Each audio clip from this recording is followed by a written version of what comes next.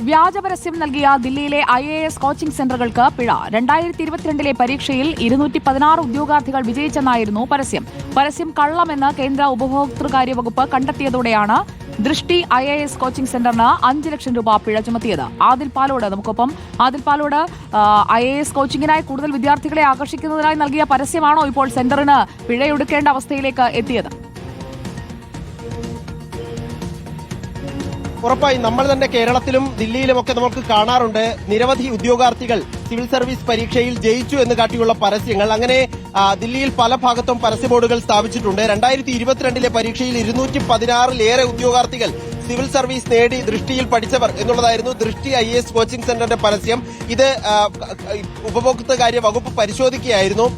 പരിശോധിച്ച ശേഷം ഇത് കള്ളമാണ്, വ്യാജമാണെന്ന് കണ്ടെത്തിയതിനെ തുടർന്നാണ് വ്യാജ പരസ്യം നൽകി എന്ന കുറ്റം ചുമത്തിക്കൊണ്ട് പിഴ ഈടാക്കിയിരിക്കുന്നത്.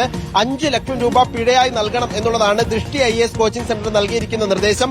54 സെന്ററുകൾ ഇത് സമാനമായി വ്യാജ നോട്ടീസുകളും വ്യാജ പോസ്റ്ററുകളും പതിപ്പിച്ചിട്ടുണ്ട് എന്നുള്ളതാണ്, പരസ്യം നൽകിയിട്ടുണ്ട് എന്നുള്ളതാണ് കണ്ടെത്തൽ. ഈ 54 സെന്ററുകൾക്കും ഉപഭോക്തൃകാര്യ വകുപ്പ് നോട്ടീസ് നൽകിയിട്ടുണ്ട്. സുജി, ശരി, ആദിൽ പാലോടാണ് വിവരങ്ങൾ നൽകിയത്.